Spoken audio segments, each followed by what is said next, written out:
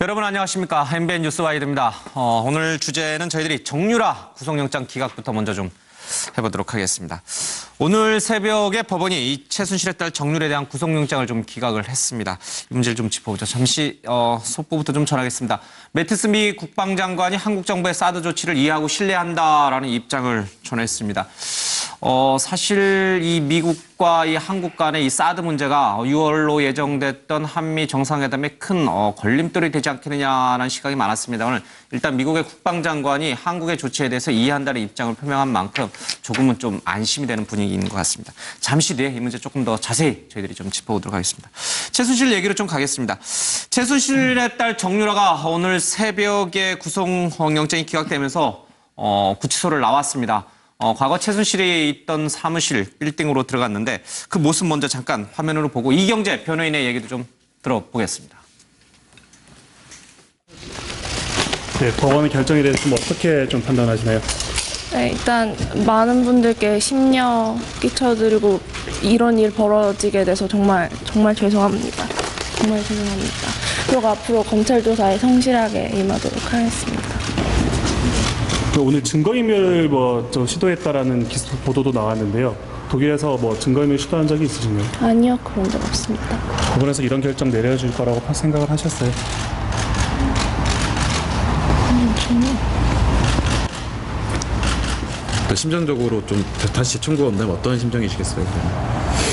네, 또 그러면 이제 실질심사 가서 제가 억울한 부분 판사님께 말씀드리고 또 똑같은 일을 해야 된다고 생각합니다. 어떤 점이 제일 억울하신 것일까요? 네. 어떤 부분 특히나?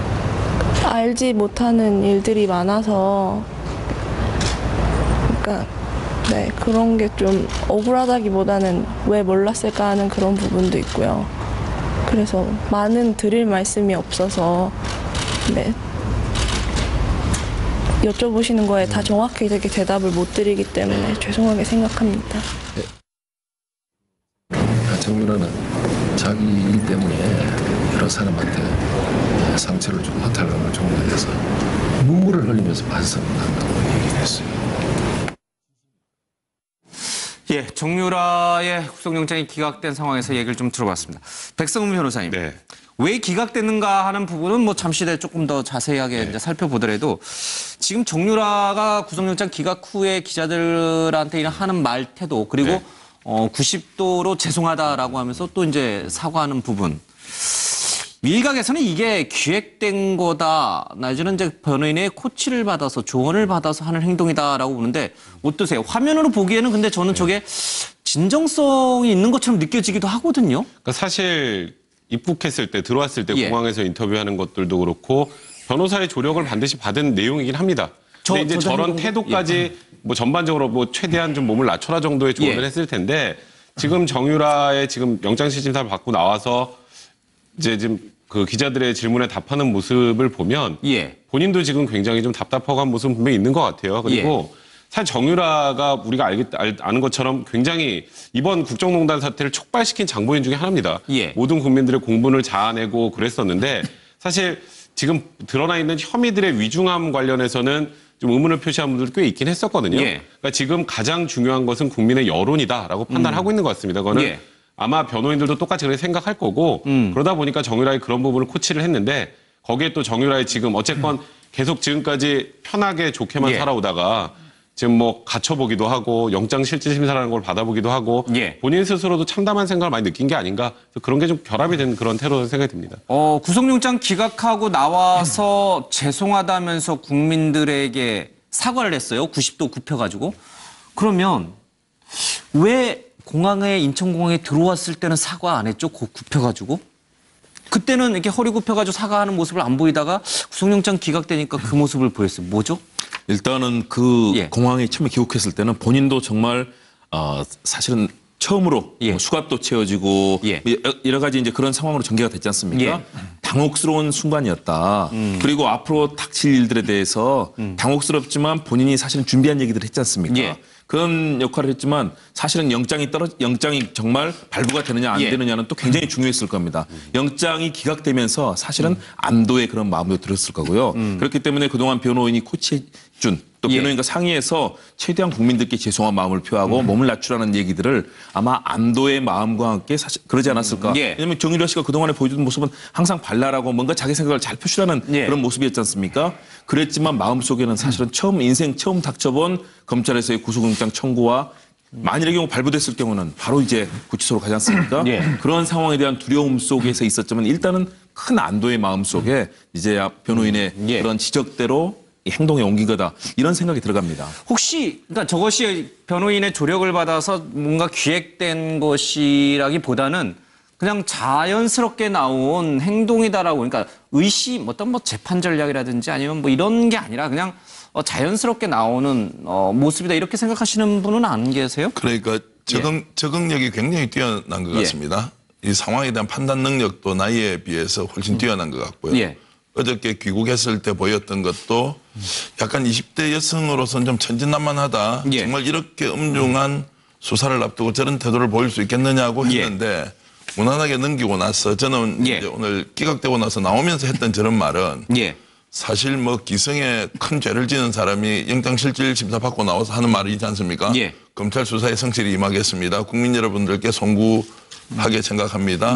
이런 것들은 아마도 뭔가 교육을 받았다기보다는 상황에 대한 자신의 판단력이 나이에 비해서 굉장히 뛰어나고 그런 것들이 자연스럽게 드러나면서 오히려 국민들에게는 제가 거짓말을 지키는 것이 아니라 실제로 자신이 주도한 것은 아무것도 없다.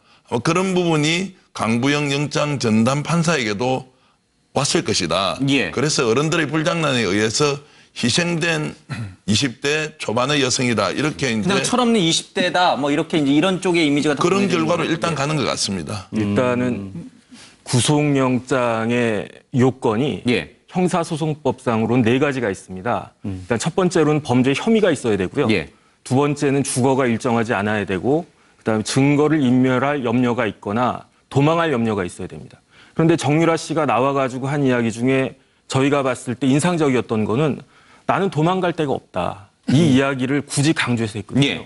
그 말은 자기가 구속되지 않은 것이 그 구속영장의 그 요건에 부합한 것이 아니었다라고 하는 것을 은근히 법적으로 이야기한 거라고 판단이 되고요. 결국은 이렇게 중요한 사건에서 중요한 피의자가 영장실질 심사를 받으러 가는데 변호인의 조력을 받지 않고 가는 예는 거의 없습니다. 저걸 너무 이게 그냥 순수하게 정유라가 정말 반성하고 있고 그래서 자연스럽게 보여주는 행동이다라고 믿는 게 좀 잘못됐다 이 뜻인가요? 제가 봤을 때는 아주 예행 연습을 철저하고 치밀하게 자연스럽게 잘했던 것이 아닌가. 그렇게 좀 봐야 된다. 저도 이제 비슷한 의견인데요. 저는 뭐 예행 연습이라든가 리허설 뭐 이야기도 나옵니다만 그 정도까지는 아니더라도 철저하게 변호인의 조력을 받고 나온 언급들이다 이렇게 보입니다. 왜 그러냐면 아직 정확하게 시간을 한번 관찰해 볼 필요가 있는데 어저께 영장이 기각된 시각이 새벽 1시 25분입니다. 그런데 검찰에 나오면서 기자들 만난 시간은 새벽 2시 20분이거든요. 그 사이에 여러 가지 뭐 짐도 정리하고 여러 가지 있었습니다만 변호사하고 같이 나오지 않았습니까? 변호사한테 상의를 하면서 조언을 받은 멘트들, 언급들을 정확하게 해냈다. 여러 가지가 있었지만 어저께 중요한 언급 보면 한 4가지가 되는데 방금 말한 나는 도망갈 데가 없다라는 것도 있지만 정말 죄송하다. 이 죄송하다는 주로 자기가 그 옛날 돈도 실력이다라고 한 부분이 있지 않습니까? 그 부분에 대해서는 공항에 귀국할 때도 언급을 하긴 했어요. 그러나 어저께는 좀 고개를 더 숙이면서 이야기했고 그다음에 검찰 조사에 앞으로 성실하게 임하겠다. 그다음에 여러 가지 의혹에 대해서는 나는 잘 알지 못한다. 계속 이 한 4가지 정도 메시지를 정확하게 던지는 걸 보면서 그 사이에 1시간가량 사이에 정확하게 변호인의 조력을 다시 받고 근데 그러한 것들을 뭐 대학에 제대로 들어가지는 못했습니다만은 그러한 것들을 순간적으로 습득을 해서 이렇게 표현하는 정도의 그런 실력은 갖춘 것 같습니다. 그러니까 여기 나와 계신 분들의 다수가 저것이 변호인의 어떤 조력을 통해서 사전에 충분한 예행 연습을 거쳐서 나온 기획된 발언이다. 이쪽으로 좀 무게가 많이 실리는 것 같아요. 그래서 다시 한번 좀 들어보고요. 정말 그런지 또 그런 시각에서 보면 또 그렇게 보이는 거고 또 아닌 시각에서 보면 또 아니게 보이니까 다시 한번 이게 기획된 발언인지 다시 한번 들어보면서 짚어보겠습니다. 법원의 결정에 대해서 좀 어떻게 좀 판단하시나요? 일단 많은 분들께 심려 끼쳐드리고 이런 일 벌어지게 돼서 정말 죄송합니다. 정말 죄송합니다. 그리고 앞으로 검찰 조사에 성실하게 임하도록 하겠습니다. 오늘 증거인멸 시도했다라는 보도도 나왔는데요. 독일에서 증거인멸 시도한 적이 있으신가요? 아니요, 그런 적 없습니다. 법원에서 이런 결정 내려줄 거라고 생각을 하셨어요? 전혀. 또 심정적으로 좀 다시 청구가 온다면 어떤 심정이시겠어요? 네, 또 그러면 이제 실질심사 가서 제가 억울한 부분 판사님께 말씀드리고 또 똑같은 일을 해야 된다고 생각합니다. 어떤 점이 제일 억울하신 거세요? 네. 어떤 부분 특히나? 알지 못하는 일들이 많아서 그러니까 네, 그런 게 좀 억울하다기보다는 왜 몰랐을까 하는 그런 부분도 있고요. 그래서 많은 드릴 말씀이 없어서 네,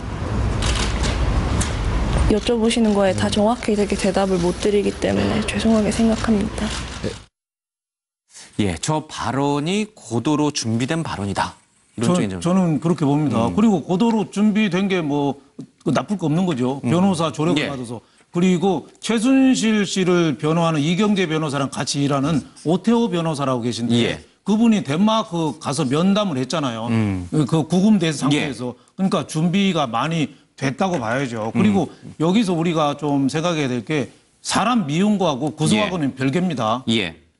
정유라 씨가 최순실 딸이고 최순실 게이트의 가장 큰 수혜자죠. 예. 삼성에서 말 78억 받은 것부터 이대부터 청담고등학교부터 많은 수혜자긴 한데 예. 이 구속을 시키려면은 공모에 대한 증거가 있어야 되잖아요. 예. 근데 검찰에서 이번에 구속영장을 신청한 게 이대 입시 비리 관련된 거하고 청담고등학교 관련해서 두 가지를 지금 구속영장 사유를 예. 했는데 그걸 공모했다는 증거를 못 찾은 거죠. 그러니까 38억 말 삼성 38억은 예. 아예 구속영장에 청구도 안 했어요.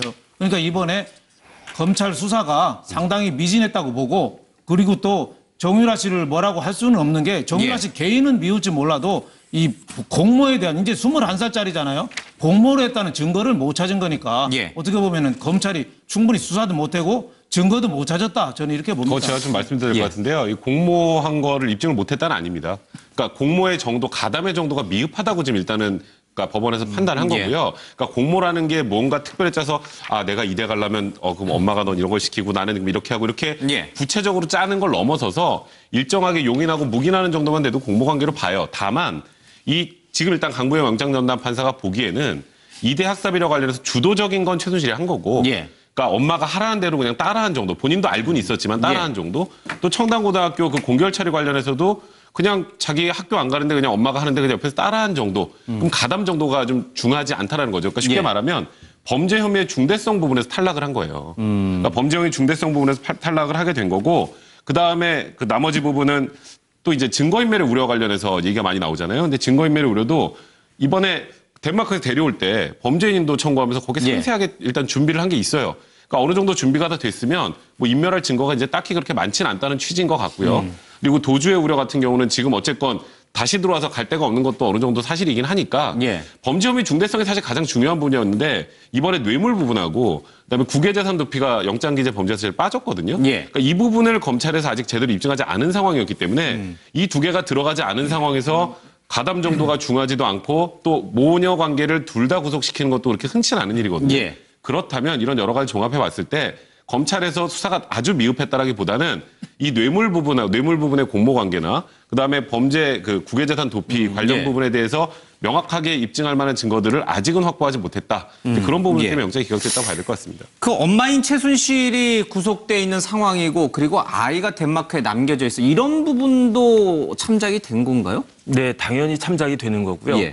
그 구속은 두 가지 목적이 있습니다. 첫 번째는 수사의 필요성의 목적이 있고 두 번째는 처벌의 필요성이 있는 것인데 지금 아직 재판이 끝나지 않았으니까 지금 단계에서는 수사 필요성상 구속할 그 필요가 있는 것인가 수사의 목적상 그게 문제가 될 텐데 원래 구속이라고 하는 것은 인신의 자유를 극단적으로 제한하는 것이기 때문에 아주 예외적이고 보충적으로 인정돼야 되는 거고 그렇기 때문에 수사할 때에는 불구속 수사가 원칙이 되는 겁니다. 그런데 본건에서는 그 검찰에서 정유라에 대해서 구속할 만한 그런 예외적인 필요성이 있다는 것을 법원에 그 합리적으로 설득하지 못했다. 그렇게 보여집니다. 근데 뭐 저도 법조인이 아니어서 잘 모르긴 합니다만은 사실 이렇게 외국에서 범죄인 인도 협약에 의해서 데려온, 그러니까 해외에서 체류하고 있는 범죄인을 데려왔을 경우에는 구속영장이 기각될 가능성이 거의 없다면서요. 아주 이례적인 거라고 어느 언론에서 그렇게 보도를 했던데 맞는 건가요?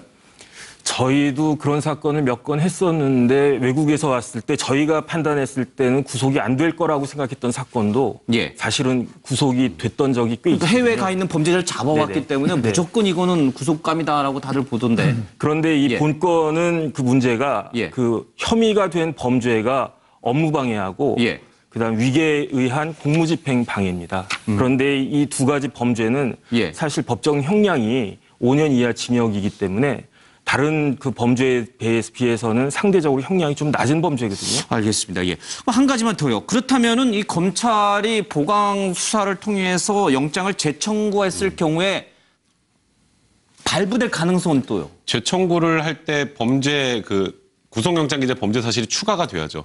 뇌물죄의 공범이나 국유재산 도피의 공범 정도가 추가가 된다면 그러면 범죄 혐의의 중대성 부분이 인정이 될 거고요. 그러면 영장이 발부될 가능성이 높습니다. 근데 지금 뭐 정유라 들어와서 계속 얘기하는 걸 보면 아무것도 몰라요잖아. 나는 아무것도 몰라요. 엄마가 시킨 대로 했어요. 그러니까 하다못해 덴마크 간 것도 낳고 도망가는 건 좀 몰랐어요. 엄마 가래서 갔어요잖아요. 그러니까 그 관련해서 지금 정유라가 진짜 모든 게 엄마가 한 거고 난 아무것도 모르는 걸 검찰에서 뚫고 들어갈 만한 다른 객관적인 증거들이 나오지 않으면 그 부분 공범으로 엮기 쉽지 않습니다. 그러니까 뇌물 관련해서 그런 거죠. 쉽게 말하면 최종적인 수혜자는 정유라 맞죠? 말 탔잖아요. 말은 탔는데 엄마가 탈해서 탄 거고 삼성과 엄마와의 관계에 대해서 예를 들어서 정확하게 본인이 어느 정도 인지를 하고 있었다면 그러면 뇌물죄 공범도 될 수 있어요. 그 가담 정도가 약하지만. 그런데 이번에 들어와서 그런 얘기 했잖아요. 그 승마 유망주 6명 중에 1명이라고 알고 있었다. 그러면은 그 부분을 몰랐다라는 지금 일단 주장인 건데 그 부분을 알고 있다라는 사실 자체를 좀 검찰에 입증을 한다면 모르겠지만 그런 것들이 입증이 안 되면 지금 이번에 영장이 기각된 게 업무방해하고 말씀하셨던 위계한 공무집행방해 청담고등학교 문제 그런 부분 정도만 가지고 다시 영장을 재청구하면 받아들여지기 힘들 것 같아요. 알겠습니다. 이 검찰이 정유라를 너무 가볍게 본 게 아닌가, 너무 당연하게 구속이 될 줄 알고 있었던 것은 아닌가 하는 그런 얘기가 나옵니다. 정유라가 이렇게 고도로 준비돼서 온 상태라고 하면 영장을 재청구해도 발부 가능성 그렇게 점쳐지기는 좀 어렵지 않나 싶습니다. 정유라가 입구 당시 했던 여러 가지 얘기를 했습니다. 뭐 삼성 관련 얘기도 했고요. 엄마와 최순실과 이 박근혜 전 대통령 관련된 얘기도 좀 했습니다. 하나하나씩 좀 조목조목 뜯어보도록 하겠습니다. 먼저 최순실과 박근혜 전 대통령의 관계, 정말 몰라서 모른다고 한 것인지 아니면 뭔가 알면서도 모른다고 한 것인지 좀 들어보겠습니다. 혹시 재판 보면서 어떤 생각하세요? 제가 어머니 재판 내용을 하나도 듣지도 못하고 보지도 못해서 어떻게 되고 있는지 저는 하나도 전에 들은 것이 없어요. 검색도 안 해보셨나요? 저 그 안에 갇혀 있어서 검색을 할 수가 없어요. 변호인 통해서 따로 연락 받으신 것도 없어요? 저희 어머니를요? 네. 뭐 어머니가 재판을 아직 형을 받는 재판을 안 하셨다 그것만 들었고 나머지 얘기는 안 하셨습니다. 국정농단 이런 과정들이 억울하세요? 제가 어머니와 전 대통령님과의 어떤 일이 벌어졌는지는 하나도 모르는데 일단 저는 좀 억울합니다. 영장 실질 심사를 하는 판사 앞에서도 사실은 저렇게 박근혜 전 대통령과 엄마인 최순실과의 관계에 대해서 물어봤을 거예요. 하지만 저런 식의 답변을 했겠죠. 난 잘 모른다. 나는 그것을 잘 모른다. 이렇게 했는데 과연 저것이 사실일까? 어떻게 보세요? 정말 삼성이 왜 자신을 지원했는지 그리고 박 전 대통령과 엄마 사이에 무슨 미략이 있었는지 그래서 삼성이 나를 지원했는지 한 번도 의구심을 갖지 않았을까요? 왜 삼성 같은 대기업이 내가 그렇게 말 타는데 재주가 있는 것 같지도 않은데 왜 나를 지원하지? 이런 생각을 한 번도 안 해봤을까요? 상당히 있었다고 봐야죠. 의심 적은 나이긴 하지만 21살인데 그거 뭐 모르겠어요. 뭐 삼성하고 엄마하고 대통령하고 좀 가까우니까 뭐 지원을 해주는 건 당연히 알았겠죠. 당연히 21살이라니까요. 근데 왜 모른다고? 그러니까 이번에 정유라 전략이 철부지 코스프레 아니에요. 저기 복장도 대학생 같은 복장하면서 쇼핑백, 종이 쇼핑백 같은 거 들고 나오잖아요. 얼마나 그 천진난만하게 보여요. 저 전략이 이번에 먹힌 거죠. 그리고 공항에 내릴 때도 뭐 사과하는 거는 댓글에 대해서 욕설한 거 그것만 사과하잖아요. 그거는 아무래도 범죄가 안 되는 거거든요. 나머지는 조금 뭐 왈가왈부되고 법적인 논쟁이 있는 거는 나는 전혀 모른다고 딱 자르잖아요. 그건 주도 면밀한 작전이라고 봐야죠. 그래서 우리 많은 어떻게 보면은 그 검찰도 그렇고 많은 국민들이 기대했던 게 이 뇌관하고 지렛대라는 걸 기대했잖아요. 그 윤석열 중앙지검장 오면서 최순실 사건 재수사 얘기 뇌관이 될 수 있다. 정유라고 오면서 또 지렛대는 박근혜 대통령하고 최순실하고 서로 경제 공동체라는 얘기인데 양쪽 다 부인하고 있는데 그걸 정유라가 옴으로써 무슨 진술을 따내면 그 수사의 지렛대가 될 수 있지 않느냐. 뇌물에. 그런데 제가 보기에는 철부지 코스프레로 철저히 빠져나갔고 거기에 대해서는 더 이상 수사한 게 조금 제가 보기에는 아직은 좀 부족한 게 아니냐. 이래서 그 파고를 좀 넘지 못한 것 같습니다. 이렇게 되면은 영장까지 이제 기각된 상황이 되면은 검찰이 최순실에게 사실 제2의 장시호를 기대한 거잖아요. 박근혜 전 대통령과 엄마 최순실과의 관계에서 좀 이란 얘기를 이 정유라 입에서 좀 뭔가 얻고 싶었는데 이 검찰의 이런 기대 내지는 전략도 사실은 큰 차질이 오겠어요. 그래서 저는 이제 검찰이 실제로 최순실 또는 정유라와 관련된 문제를 어떻게 엮을지 저도 참 궁금합니다. 국민들의 법 상식은 어저께 귀국하고 나서 전격적으로 영장이 청구되고 실질 심사를 통해서 구속될 것이다. 이렇게 일반적으로 예측을 했거든요. 그럼 지금까지 검찰 또 특검 어떻게 그러면 정유라에 대해서 수사를 해놨느냐. 구속될지 안 될지도 모르고 마치 정유라가 귀국만 하면 이 범죄의 마지막 퍼즐을 맞추어서 완벽하게 최순실 국정농단이 그대로 드러날 것이라고 그렇게 이제 생각하고 있었는데 그런 결과가 나오지 않았다는 것이죠. 그런 면에서 보면 수사 자체가 차질을 빚는다기보다는 수사 자체가 매우 부실했을 수 있다. 어떻게 보면 증거인멸과 도주우려가 없다고도 볼 수 있지만 이미 국외 도피를 한 상태에서 법원에서 보면 다시 도피를 할 우려가 있기 때문에 범죄 사실이 있기는 있기 때문에 무조건 구속부터 하자 이렇게 갈 수도 있었는데 그렇지 않은 걸로 봐서는 뭔가 준비도 좀 덜 돼 있고 지금 또 대처 방안도 명확하게 있지 않는 거 아니냐 이렇게 좀 걱정이 많이 되는 장면입니다. 알겠습니다. 최순실 박근혜 전 대통령과의 관계 내는 세밀했던 어떤 협상 삼성과 연루돼 있던 그 고리가 정유라로부터 조금 더 얻을 게 있었던 것으로 검찰은 기대했었는데 그게 쉽진 않아 보입니다. 또 한 가지 중요한 혐의가 바로 이제 2대 입학과 관련된 부분인데 사실은 지금 전 총장부터 해서 학장, 입학처장까지 모두 구속이 돼 있는데 그 특혜를 받았던 정유라만 지금 구속을 피했단 말이에요. 이 부분도 쉽게 납득이 가지 않는데 입국할 당시에 정유라가 이 부분과 관련했던 얘기 좀 들어보겠습니다. 거기 입학 사정관 하시는 분한테 여쭤보라고 가지고 가도 되냐고 그래서 제가 여쭤보고 된다고 해서 가지고 들어간 거예요.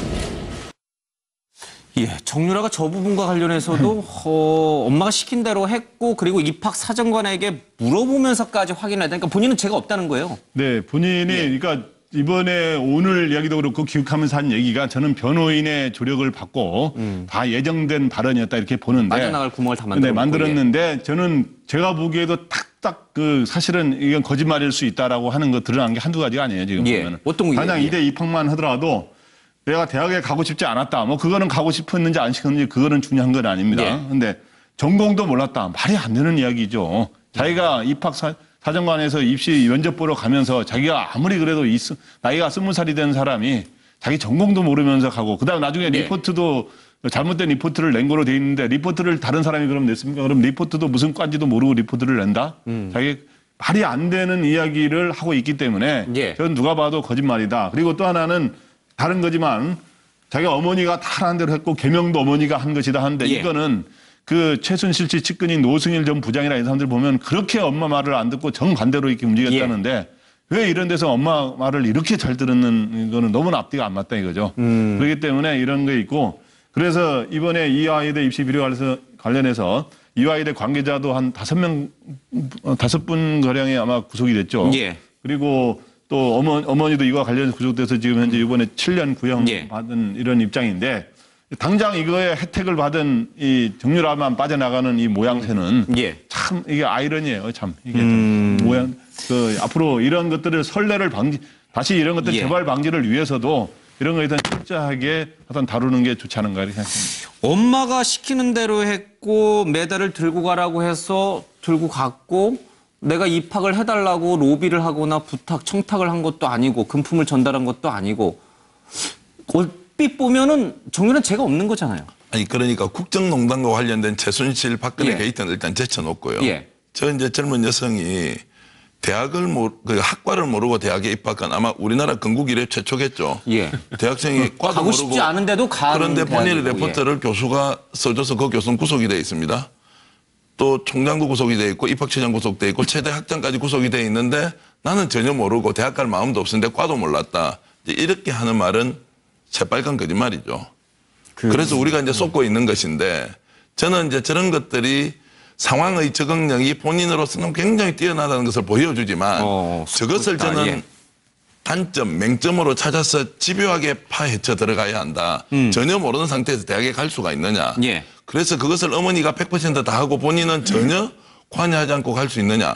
저는 저 문제는 삼성에서 70몇 억짜리 말을 받은 것보다 더한 문제다. 그리고 이화여대가 저것 때문에 어떻게 됐습니까? 110년 역사에 가장 큰 상처를 입고 대학의 계획이 무엇인지를 다시 얘기해주고 수없이 많은 젊은 친구들한테 정말 돈 없으면 백 없으면 세상살이 못하겠구나. 헬코리아의 전형을 보여준 사건인데 마치 쟤는 전혀 그런 것과 관계없이 우리 어머니가 저지른 짓에 나는 희생이 되었다. 저렇게 해버리면 정말 저 부분만큼은 정유라 씨한테 확실하게 우리가 책임을 물어야 한다. 저는 그렇게 생각합니다. 그러니까 지금 그 정유라가 저런 얘기를 해서 지금 사실상 지금 혐의가 하나도 인정 안 되는 것처럼 오해하시는 분들이 있을 수 있는데요. 지금 이대 학사비리 관련해서 업무방해죄 부분은 어느 정도는 다 인정이 되는 부분이긴 하나 이제 중요한 게 그런 부분이에요. 이제 가담의 정도가 얼마나 중하냐 부분이거든요. 사실 국민적 비난 가능성 어마어마하죠. 사실 돈도 실력이다라는 걸 어찌 보면 그 이대 학사비리가 터져 나오면서 온 국민이 분노를 했고 거기다 도망 다니고 그랬으니까 정말 엄청나게 큰 죄질이 안 좋은 범죄를 저질렀다고 생각을 하지만 이 업무방해죄 이대 학사비리만 놓고 보면 사실 최순실이 주도를 한 거는 맞죠. 그러니까 그 가담의 정도가 작기 때문에 이대 학사비리, 그러니까 법적으로만 놓고 보면 이대 학사비리만 가지고는 구속시키기가 좀 쉽지는 않았을 거고요. 그러니까 지금 이게 저렇게 변명한다고 그러니까 정유라는 저기 업무방해죄도 안 돼가 아니라 그건 되긴 되는데 가담 정도가 굉장히 미약하다는 거고 결국은 이제 삼성으로부터 지원받았던 부분에 대해서 알고 자기가 말을 탔는지 그러니까 뇌물 부분의 공범 그다음에 국외자산 도피 부분의 공범이 돼야 이제 진짜 중하게 처벌받을 수 있는 거거든요. 그러니까 이거는 그러니까 정유라가 저렇게 변명하니까 저 변명이 다 통했다라고 오인하시는 분도 있을 것 같은데 혐의는 인정이 되지만 혐의 정도가 너무 약하다라는 거예요. 지금 그런 부분을 좀 생각을 해보셔야 될 것 같습니다. 알겠습니다. 이제 법적으로는 그렇게 해석이 되더라도 딱 저 인터뷰하는 모습만 보면 아마 일반 우리 시청자분들 가운데 정유라는 죄가 없는 거 아니야? 라고 이제 생각할 수도 있겠다라는 생각이 좀 들어요. 워낙 자연스럽게 얘기를 하고 있기 때문인데 그러나 이 정유라를 잘 아는 핵심 지인들이 있을 거 아니에요. 오랫동안 정유라를 본 그런 사람들 얘기를 들어보면 정유라는 굉장히 영악한 아이다. 정유라 앞에서는 말을 좀 조심해야 된다. 이런 얘기까지도 주변 사람들은 전하고 있습니다. 대표적으로 노승일 전 K스포츠재단 부장인데 이 얘기를 좀 들어보고 정유라가 정말 굉장히 머리가 좋은 건지 모르겠지만 저런 말을 의도적으로 한 것인지 뭔가 다른 또 속내가 있는 것인지 좀 짚어보도록 하겠습니다. 그럼 그 사람은 오로지 딸 말고는 관심이 없는 건가요? 제가 봤을 때도 거기 말고는 관심이 없는 거예요. 그래요? 그렇게 왜냐면 상당히 정유라에 대해서 최순실 씨는 어떻게 생각했냐면은 좀 자랑스럽지도 않고 부끄럽지도 않은 딸이었다. 왜 그러냐면 고3 때 아이를 가졌고 대학교 1학년 때 이제 출산을 했잖아요. 근데 뭐 지금 사회는 거기에 대해서 뭐 그렇게 민감하게 생각을 안 할 텐데 본인이 어느 정도 뭐 사회적 지위가 있다라고 생각했기 때문에 딸을 되게 뭐 좀 부끄러워했을 수도 있을 것 같아요. 그래서 독일로 보내버렸는데 자리를 옮겨서 거기에서 외손주도 키우고 뭐 이러려고 했던 건 아니었나. 딸하고 엄마와의 사이가 그렇게 뭐 대한민국의 일상적인 가정에 엄마와 딸 사이는 아닌 것 같더라고요. 그러니까 뭐 정유라 딸도 엄마에 대한 상처가 있고 뭐 엄마도 딸이 뭐 내가 하라는 대로 좀 하지 반대하는 결혼을 또 했고. 대통령 이름이나 뭐 대통령에 대해서 한 번이라도 거명하는 적 봤습니까? 정유라는 한 번도 대통령에 대해서 얘기한 적은 없어요. 물어는 봤어요. 아, 그런 거 물어보면 안 됩니다. 왜 그러냐면 정유라한테 잘못 물어보게 되면 정유라가 뭐 예를 들어서 노 부장님 좀 이상하다. 같이 뭐 일 못하겠다고 하면 저는 바로 그냥 해고당합니다. 네, 진짜 언행도 조심해야 돼요. 그 친구한테는. 본인의 그 남편하고의 교제를 부모님이 반대를 하고 있었고 본인은 집을 가출한 상태였고 교제를 허락해주지 않으면 나도 집안에서 있었던 일을 뭐 폭로하겠다. 그런데 워낙에 또 최순실 씨하고 정윤회 씨 그 이 두 분은 또 박근혜 전 대통령하고도 가깝잖아요. 그리고 박근혜 전 대통령의 비서실장도 정윤회 씨고 거기에서 많이 오고 갔던 대화들이 좀 많았지 않았나. 타겟은 폭로의 타겟은 박근혜 전 대통령과 관련된 게 아니었나. 이게 저는 이렇게 폭로 내용이 네. 말하자면. 예, 지금 노승일 부장 얘기를 들어보면 정유라가 이렇게 지금 기자회견 하는 것처럼 이렇게 엄마가 시키는 대로 그냥 고분고분 말 잘 듣는 그런 착한 딸 이미지는 아니에요. 여차하면은 내가 박 전 대통령과의 관계를 폭로하겠다라고 엄마를 협박할 정도예요. 이런 친구라고 이제 노승일 이제 전 부장은 이제 증언을 하고 있는데 노승일 전 부장이 보는 게 맞는 건지 아니면 우리가 앞서 잠깐 이제 TV를 통해서 기자회견을 통해서 본 것처럼 저 잘 몰라요. 엄마가 다 시킨 대로 한 거예요. 이런 죄송합니다. 뭐 이런 게 정말 정유라의 진정한 모습인지. 91년도에 대법원 판례가 있습니다. 예. 그 시험 문제를 주고받은 교수하고 수험생이 둘 다 위계에 의한 그 업무 방해죄로 처벌을 갖다 받았거든요. 그 이후로는 이러한 일들은 무조건 다 업무 방해죄가 됩니다. 이거를 정유라가 몰랐다라고 하는 건 말이 안 되고요. 그러니까 정유라가 이야기한 건 다 내가 한 건 하나도 없고 엄마가 시켜서 했다. 자기는 행위의 주체가 아니다. 계속 이렇게 변명을 갖다가 하는 거거든요. 이 이야기는 정유라 머리에서 나온 것일까 아니면 변호사의 조력에 의해서 나온 것일까 그거는 모르지만 어쨌든 지금 그 법적으로는 정유라가 대응을 굉장히 잘하는데 제3자가 봤을 때는 아 순진한가 보다 몰랐나 보다 아주 고도의 전략이 제대로 먹히는 거 아닌가. 그러니까 정유라 앞에서는 말도 조심해야 된다는 노승일 전 부장의 얘기도 있었습니다만은 정유라가 나와 그 신주평 씨와의 그런 어떤 교제나 이런 거를 허락해주지 않으면은 집안에서 있었던 일을 폭로하겠다. 이런 얘기인데 그 얘기는 박 전 대통령과 최순실 또는 정윤회 씨와의 관계를 정유라가 뭔가 좀 알고 있고 그것을 지렛대 삼아서 신주평 씨와의 관계를 좀 인정받고 싶은 그런 거 아닌가요? 그럼요. 당연히 그런 거죠. 정유라 씨는 지금까지 어렸을 때부터 성장했던 과정들 이런 부분을 주변의 이 측근들과 지인들이 하는 얘기로 들어본다면 굉장히 자기 중심적이고 뭐든지 공주처럼 5명의 이 보살핌 속에서 컸다고 하지 않습니까? 어렸을 때부터. 그렇기 때문에 전체 판을 주도하고 끌고 가는 능력에 있어서는 어머니 최순실 씨보다도 못지않게 더 강력한 카리스마와 그런 캐릭터를 가지고 있었다. 그런 상황은 독일에서 생활해서 또 잘 드러나지 않습니까? 그런데 그것이 지난 245일간 해외 도피를 하고요. 또 덴마크에서 150일 동안 사실은 구치소에서 있으면서 준비할 기간이 있었습니다. 이런 준비를 통해서 저는 철저하게 일단 철부지 코스프레를 하면서 전략은 무지와 부인 전략으로 일관하고 있다. 다시 말해서 지금까지 나온 모든 얘기들을 보면 덴마크에서 중간에 재판한 과정에서도 했던 얘기라든가 거의 대부분 거짓말을 밝히는 내용이지 않습니까? 그렇다면 이 부분은 역시 충분히 그 내용들 박근혜 전 대통령과 관련된 내용도 파악하고 있고 앞으로 이런 부분을 검찰이 정말 적절하게 증거와 또 증언들을 잘 종합한다면 파악해낼 수도 있을 거다라는 그런 가능성을 보게 합니다. 여기 계신 6분의 얘기를 들어보면 정유라는 나이는 굉장히 어리지만 뭐 한 60대 정치 구단이 벌이고 있는 그런 수를 이제 쓰고 있다. 이제 이런 식으로 이제 결론이 나지는데 알겠습니다. 어쨌든 대부분의 혐의라든지 박 전 대통령과 최순실 관계는 모르쇠 전략으로 나가고 또 다른 한쪽에서는 아이를 둔 미혼모다라는 식으로 약간 동정심을 좀 불러일으키는 그런 액션도 좀 취하고 있습니다. 아이와 관련해서 이 정유라가 했던 얘기를 좀 잠깐 들어보겠습니다. 덴마크에서 그동안 오래 버텼는데 귀국 결심한 이유는 뭡니까? 아기가 거기서 너무 혼자 오래 있다 보니까 가족도 없이 빨리 입장 전달하고 오해도 풀고 해서 빨리 해결을 하는 게 나을 것 같아서 들어왔습니다. 지난번에 송환 거부하셨을 때는 아들 이유로 거부하셨는데 이번에 그럼 고모분하고 아들분은 따로 들어오시는 건가요? 네, 따로 들어. 언제쯤 입국합니까? 제가 아들 입국 날짜는 별로 말하고 싶지 않습니다. 엄마 현지에서 생활하시는 부모분하고 아들분은 그 체류 비용을 어떻게 해결하시는 거죠? 그건 제가 모릅니다. 저는 계속 안에만 있어서 아기만 일주일에 몇 번씩. 본인의 변호사 비용도 포함해서 현지 체류 비용은 분명히 들어가는 부분이 있을 텐데요. 네. 그 내용에 대해서 전혀 모르시나요? 전혀 모릅니다. 예. 사실 우리 한국 사람이 정이 많잖아요. 특히 엄마가 아무리 나쁜 죄를 져도 그 엄마가 데리고 있는 아이 얘기가 나오면은 왠지 그 나쁜 짓을 한 엄마도 왠지 용서해주고 싶은 아이 때문에 그 사람이 엄마 때문이 아니라 이런 마음을 사실은 우리 한국 사람들이 많이 갖거든요.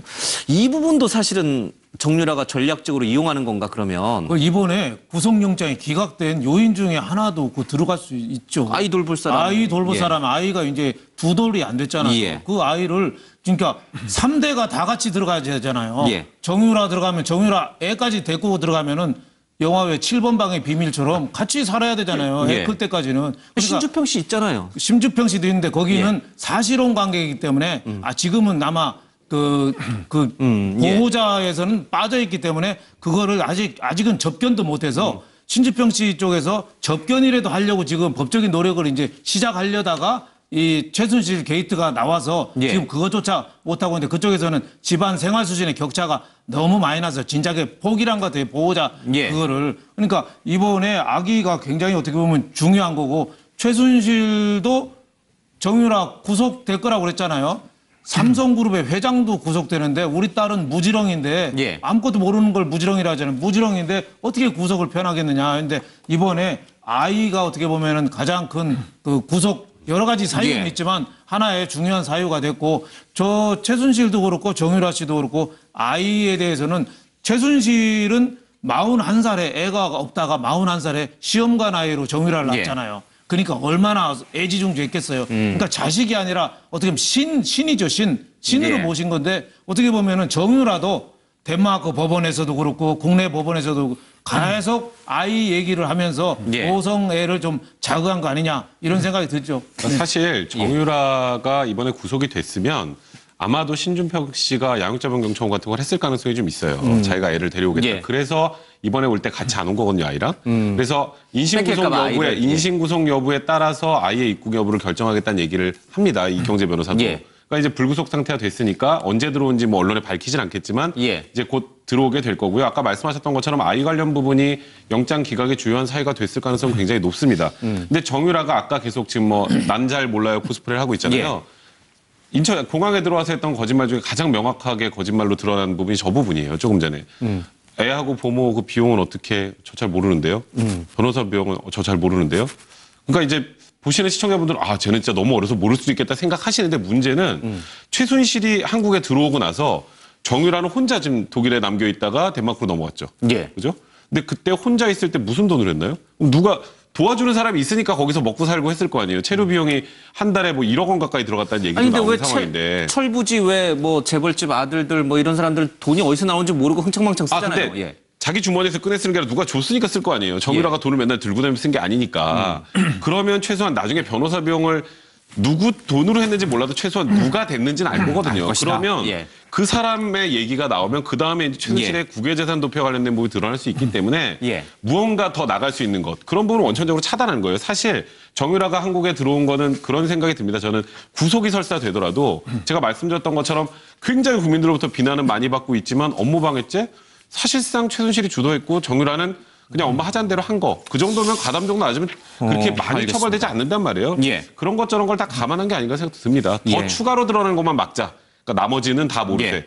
검사가 객관적 증거를 갖고 오면 어쩔 수 없겠지만 지금 없으니까 물어보겠지. 이러는 게 아닌가 싶습니다. 제가 보기에 그 정유라가 불구속된 어저께 영장이 발부 안 된 이유 중에 하나는 눈물의 힘도 하나 있는 것 같아요. 보니까. 아이 때문에 흘리는 눈물. 어저께 그 영장 실질 심사에서 그 아들 이야기를 하면서 계속 눈물을 흘렸다는 게 변호사들을 통해서 나오는 얘기거든요. 거기서 주로 이런 이야기를 한 것 같아요. 보니까 내가 구속이 되면 23개월밖에 된 아들을 내가 볼 때는 너무 걱정이다 하면서 울음을 막 터뜨리면서 내가 구속되면 전 남편한테 가는데 양육권이 그러면 전 남편하고의 관계로 볼 때 전 남편이 애들을 제대로 키울 수 있겠느냐. 네, 그러면은 가서 진짜 편하게 잠을 잘 수가 없다. 뭐 이런 이야기를 하면서 눈물을 흘려서 그런 것들도 일부 이제 재판부에 작용한 게 아닌가 하는 생각이 듭니다. 아니면은 이럴 수도 있습니다. 그 우리나라에서 혼인은 법적으로 신고에 의해서 되는 것인데 제가 신주평 씨가 정유라 아이의 아버지라고 하는 건 이제 온 국민이 다 아는 공지의 사실이 됐지만 과연 정유라하고 신주평이 두 사람이 혼인 신고를 했느냐? 그래서 법적으로 혼인 관계가 있는 것인가? 만약에 그렇지 않고 사실 혼 관계였고 그렇다라고 하면 정유라는 미혼모에 불과한 거거든요. 그러면 신주평은 그 아이에 대해서 실질적으로는 아버지지만 자기가 법적으로 인지하지 않는 이상은 법적으로는 아버지가 될 수 없습니다. 그래서 만약에 더 치밀하게 준비를 했다면 판사 앞에 가가지고 그 할머니는 이미 감옥에 가 있고 내가 구속이 되면은 아버지는 법적으로 없는 것이기 때문에 우리 애를 갖다가 돌봐줄 사람이 없다. 이렇게 이야기를 하면은 판사가 그 부분에 납득을 할 수도 있는 거죠. 그러면 지금 이 정유라의 이 고도화된 전략 속에 이 강부영 판사도 그렇고 이 많은 사람들이 지금 속고 있다 이 뜻이 되는 건데 너무 정리할 때 높게 머리가 좋은 정치 한 10단 정도 되는 고수로 너무 띄우는 거 아닌가요? 속고 있는 건 아니고요. 판사 입장에서 보면 이 정유라가 거짓말하는 거에 대한 심증이 있어도 객관적인 증거가 있어야 되잖아요. 강부영 판사는 심증은 있을까요? 당연히 얘가 지금 거짓말하고 있구나. 근데 증거가 없구나. 그러니까 그런 부분 지금 이제 뇌물하고 그런 부분은 이제 검찰이 입증을 하지 못했으니까 이번에 영장기재 범죄수에 빠진 거고. 나머지 부분에 이제 가담 정도도 좀 약하고 나머지 부분 거짓말하는 거라고 국민들이 생각하는 부분들을 입증할 만한 반대되는 증거를 검찰에서 많이 제시했다면 모르겠지만 그게 없었기 때문에 그런 거고요. 그러니까 뭐 사실 뭐 영장 전담 판사가 정유라 속는다 이런 표현은 좀 넘어가신 것 같아요. 제가 말씀드린 건데요. 아마 이제 사실 저는 좀 안타까운 건 저도 지금까지 범죄인도 그 요청 통해서 온 사람이 구속 안 되고 처음 봤어요. 그래서 저도 당연히 구속될 거라고 생각을 했는데 안 돼서 저도 좀 당황스럽긴 한데 검찰에서 증거를 빨리 더 추가로 확보할 필요가 있다는 생각이 듭니다. 강부영 판사가 이제 박근혜 전 대통령에 대해 구속영장을 발부한 그 판사거든요. 맞습니다. 법적으로 꼼꼼하게 다 따져보는 스타일의 판사인데 뭐 허술하게 아마 이제 결론을 내리지는 않았을 거예요. 그렇죠? 그러니까 기각 사유를 좀 밝힐 때 이게 국민적 관심이 워낙 높으니까 판사도 그 구속의 사유와 필요성이 지금으로서는 현저히 높지 않다고 했을 때 실제로 그 두돌이 안 된 아이를 두고 있는 어머니를 모친까지 구속돼 있는 상황에서 실제로 양육할 사람이 없다. 뭐 이렇게 구구절절히 얘기는 하지 않더라도 그런 내용을 좀 밝혀서 사실상 좀 동정심이 실질적으로 국민들의 법 감정이 그대로 반영되어서 하면은 좀 이해가 될 것 같은데 지금 현재는 범죄 사실 자체가 소명이 안 돼서 구속이 안 된 걸로 일단 읽혀지고 그러나 상당한 이유를 우리가 추론해서 그런 동정심이 어느 정도 또 발현이 되지 않았겠느냐, 이렇게 하니까 오히려 국민들로서는 좀 더 혼란스럽다. 이런 알겠습니다. 근데 저는 자꾸만 우리가 너무 정유라를 너무 머리 좋은 사람으로 고도로 전략화된 사람으로 자꾸 띄워주는 게 아닌가 싶어요.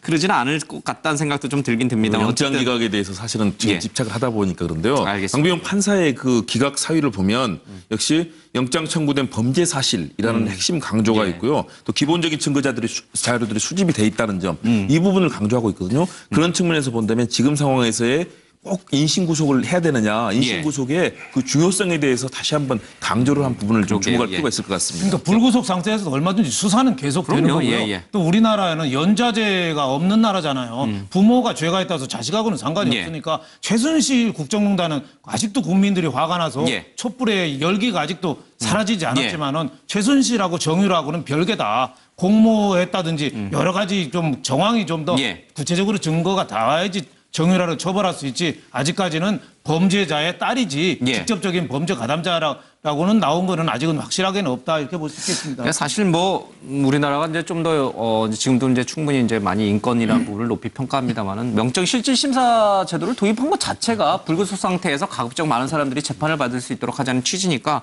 그 취지에 비춰보면 정유라에게 구속영장 기각된 걸 뭐 그렇게 잘못된 결정이다 이렇게 볼 일은 아닌 것 같습니다. 어쨌든 여러 가지 측면을 같이 봐야 될 것 같은데. 흥미로운 대목은요. 정유라가 모든 어떤 관련된 2대 입학도 그렇고 청담고도 그렇고요. 여러 가지 이제 관련된 혐의와 관련해서 모른다. 이거는 엄마가 시킨 거다라고 하는데 그렇게 되면 엄마에게 죄가 더 가중이 되는 건 아닌지 엄마에게 책임이 더 가해지는 건 아닌지 이런 생각이 들어요. 자신이 살기 위해서 엄마에게 책임을 더 떠넘기는 이런 태도. 최순실은 지금 남부구치소에서 이 정유라의 행동을 보면서 어떤 생각을 할까?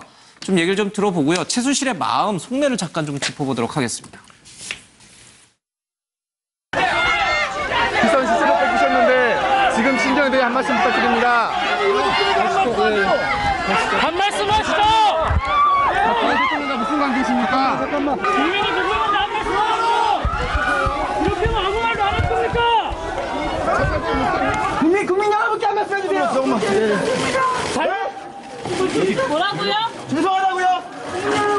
여기 누르고 있어. 저는 제 전공이 뭔지도 사실 잘 모르고 어머니와 전 대통령님과의 어떤 일이 벌어졌는지는 하나도 모르는데 일단 저는 좀 억울합니다. 네, 딱히 드릴 말씀은 없고 저도 지금 상당히 어떻게 해야 할지 모르겠습니다. 그건 제가 모릅니다. 예, 지금 이 정유라의 구속영장 기각 소식을 아마 최순실도 들었을 거예요. 이경재 변호를 통해서 들었을 텐데 어떤 마음일까? 다 나한테 책임을 떠넘기고 정유라 딸은 풀려났어요. 뭐 그게 부모 마음이겠습니다만 잘했다 이렇게 할 수도 있겠지만 또 다른 한쪽에서 보면 최순실은 정유라가 실력으로 이대 입학했다라고 해서 전혀 그런 입학 과정에 문제는 없다고 얘기를 하고 있어요. 근데 정유라는 여러 가지 문제가 있었지만 그건 내가 할 일이 아니다라고 이제 책임을 넘기고 있습니다. 지금 이런 최순실의 마음은 어떨까요? 뭐 우리 정미련 선생님부터 좀 들어볼까요? 뭐라고 쓰셨습니까? 지금 최순실의 마음을. 저는 일단 가로를 하고 잘했다 내 새끼. 잘했다 내 새끼. 그래 모든 책임 나한테 떠넘기더라도 네가 빠져나왔으니 됐다. 왜냐하면 최순실이 제일 지금 싫어하고 꺼려하는 거는 그 정유라가 구속되는 것인데 그 구속을 갖다가 막아내지 않았습니까? 그 원래 옛날로 치면 행형법이라고 있습니다. 지금 형집행법이라고 이름 바뀌었는데 그 외부 사람들하고 접견을 할 수 있는데 판사가 결정을 하면 그 접견을 못하게 되거든요. 그래도 유일하게 접견을 막을 수 없는 사람이 누구냐면 변호인입니다. 변호사. 근데 이제 아마 이경재 변호사를 통해 가지고 제 생각에는 그 정유라하고 계속 그 연락이 갔을 거고요. 그래서 이러이러한 전략을 갖다가 짜고 그리고 한국에 들어왔을 겁니다. 그래서 나름대로 그 액션 플랜들이 쭉 있었을 텐데 그것들이 결국은 성공을 갖다가 한 거 아닌가. 그러니까 그 미션을 갖다가 완수했으니까 현 단계에서는 어쨌든 잘했다 그 생각을 할 것 같습니다. 잘했다 내 딸 나보다 낫다. 나는 구속됐지만 너는 구속을 피했으니 나보다 낫다. 딸을 자랑스러워할지도 모른다. 알겠습니다. 우리 전평론가님은 어저께 무지랭이 딸이 구속될 것이다. 이재용 부회장도 구속됐는데 뭐 예외 없을 것이다. 이렇게 무지랭이 아니에요. 그런데 뭐 어쨌든 모치는 그렇게 얘기했습니다. 최순실이는 그렇게 얘기했는데 아마 정의는 살아있다 이런 생각으로 마음을 바꿨을 것이다. 저는 정의는 주관적으로 살아있다 이렇게 이제 제가 표현을 했는데요. 지금까지 검찰 수사 과정에서 뭐라고 했습니까? 대한민국의 민주주의는 죽었다. 검찰 수사가 편파적이고 기획된 것이고 짜 맞추기 수사였다. 이렇게 생각을 했는데 어제 불구속이 됨으로써 본인이 지금까지 주장했던 게 처음으로 맞아 떨어졌다. 정의가 구현되었다. 그 말은 본인한테 책임을 떠넘기기 때문에 본인이 책임이 있다는 것이 아니라 사실은 이대 입학도 부정이 아니라 정당한 방법을 했지만 총장이나 처장이나 학장이 뭔가 업무를 잘못 처리하면서 자신들이 책임을 진 것이지 최순실 씨나 정유라 씨 때문에 구속된 것이 아니다. 이게 바로 최순실 씨가 지금까지 얘기했던 정의다. 그러면 앞으로 재판에서도 이대 부정입학 문제뿐만이 아니라 다른 전반적인 재판 과정에서도 이런 정의가 되살아날 것이다. 이렇게 기대하면서 아마 본인의 무죄를 계속 주장할 것이다. 저는 그렇게 보고 있습니다. 문재인 대통령으로 이제 정부가 바뀌면서 우리 재판부 사법당국도 바뀌길 기대한다라고 했는데 그게 맞아떨어진 건가요? 어쨌든 갑자기 이제 정의는 살아있다라고 이제 바뀌었어요, 그렇죠? 그렇게 생각할 것 같습니다. 알겠습니다. 우리 저는 최순실 씨 마음은 어떨까 해서 최심은 이렇게 했는데 안도의 한숨과 조마조마. 일단 전적으로 그러니까 이제 불구속 딸 정유라의 불구속 구속영장 기각에 맞춰서 판단을 하는 것 같아요. 그래서 안도의 한숨은 뭐냐면 이제 불구속 됐으니까 거기서 안도의 한숨을 쉬는데 그런데 이게 완전히 빠져나온 게 아니라 또 검찰에서 영장을 또 재청구할 수 있는데 또 혹시 그러다가 또 구속되면 어떨까 하는 조마조마하는 그 마음이 교차하는 건데 그런데 여기서 모든 게 엄마 탓이다. 내가 엄마가 한 거고 내가 한 게 아니다라고 한 딸의 말에 대해서는 아까 말했지만은 그거는 기분 나빠하지 않을 것 같아요. 왜냐하면 내가 할 몫은 내가 다 알아서 할게. 예. 어쨌든 너는 모든 거를 모른다. 그리고 엄마가 다 했다라고 계속 일관되게 잘 꿋꿋하게 가라. 그래서 내가 할 테니 어떻든 조마조마하지 않도록 잘 처신해라. 이렇게 알겠습니다. 그런 마음인 것 같습니다. 딸과 손자를 살리기 위해서 최순실이 어떤 전략으로 나오는 게 재판 과정에서 혐의를 순수하게 다 인정하고 박 전 대통령과의 관계를 다 털어놓는 것이 딸과 손자를 살리는 길인지, 아니면 이제 딸은 일단 빠져나왔으니 내가 여기서 조금 더 모르쇠 전략 내지는 부인 전략으로 일관해서 나도 빠져나가야지 이렇게 하고 있을지, 뭐 여러 가지 이제 아마 지금 구치소 안에서 여러 가지 생각을 하고 있을 것 같습니다. 모든 걸 다 털어놓으면은 최순실 씨가 아니죠. 네. 최순실답지가 않은 거죠. 최순실은 끝까지 버티는 게 최순실다운 거죠. 여태까지 그렇게 살아왔으니까. 그래서 최순실 씨가 아마 감옥에서 처음으로 어제 웃었을 것 같아요. 오늘 아침에. 맨날 화만 내다가 딸이 불구속됐잖아요. 그러니까 제가 보니까 두 가지 의미에서 유라야 너는 이제 큰 불은 껐으니까 나 좀 도와줘. 그럴 것 같아요. 그게 뭐냐면 하나가 재판정에서 지금 고립무원이에요. 최순실 편은 아무도 없어요. 장시호 조카도 다 최순실한테 부르지. 박근혜 대통령은 최순실한테 속았다고 그러지. 모든 사람이 다 적인데 지금 변호사가 최순실 변호사랑 정유라 변호사 같이 이경재 변호사잖아요. 같은 변호사를 통해서 조율을 해서 자기가 좀 빠져나갈 그런 구멍을 조금 찾아보지 않겠느냐. 그런 게 또 하나 있고, 또 하나는 최순실 씨가 가장 중요시하는 게 재산이거든요. 최순실 게이트 시즌2는 돈 문제예요. 지금 그 문재인 대통령도 그 재산 환수라든지 재수사 얘기를 하잖아요. 소급 입법 해설에도 돈 빼짜고 하잖아요. 그런데 이 문제를 정유라가 좀 개입이 되면은 그 돈을 어디다 지금 땅 밑에 1km 밑에 숨겨놓으면 한 3km로 더 깊이 좀 넣을 수 있지 않겠습니까? 그러니 또 독일이나 외국에도 뭐 페이퍼 컴퍼니 통해서 돈이 많이 있다는 얘기가 있는데 그거를 더 구석으로 더 깊은 데로 아마 숨기는데 좀 도움을 좀 받으려고 하지 않을까, 저는 그런 생각을 합니다. 최순실이 엄마의 재산 관리로 나설 것이다. 그렇죠. 유일한 혈육입니다. 지금 남아 있는. 그럴 수도 있겠군요. 일단 제일 먼저 영장 기각이 됐기 때문에 정말 후하고 한숨을 쉬었을 겁니다. 안도의 한숨을 쉬었을 겁니다. 고슴도치도 제 자식은 하마마다 그러지 않습니까? 정말 최순실 씨는 박근혜 전 대통령 다 안중에도 없습니다. 오직 정유라라는 내 딸을 구하는 것, 이게 가장 중요한 목표거든요. 박 전 대통령 안중에도 없고 오로지 내 딸과 손자. 그동안에 보십시오. 어땠습니까? 박 전 대통령은 내가 살아가면서 이용하는 숙주였었지 사실상 본인에게 정말 중요한 인물은 아니었다고 보죠.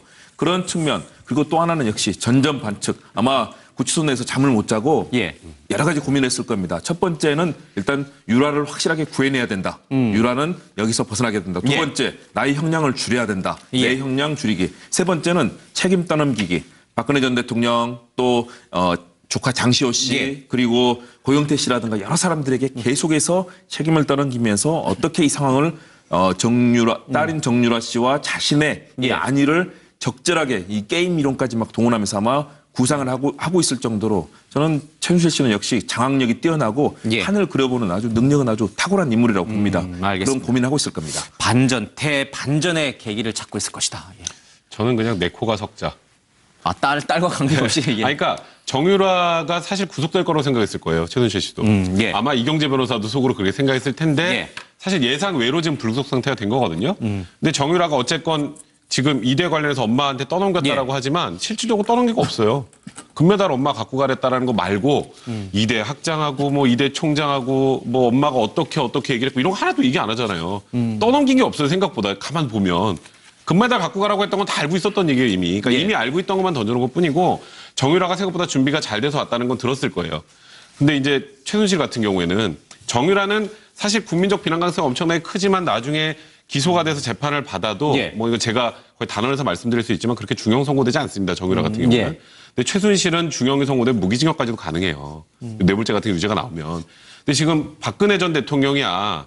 물론 뭐 이번 정부에서 사면을 전 안 해주는 게 맞다라고 생각을 하지만 전직 대통령들에 대한 그 관례를 생각해보면 사면이 논의될 수도 있잖아요. 근데 그때 최순실 사면 논의되겠어요?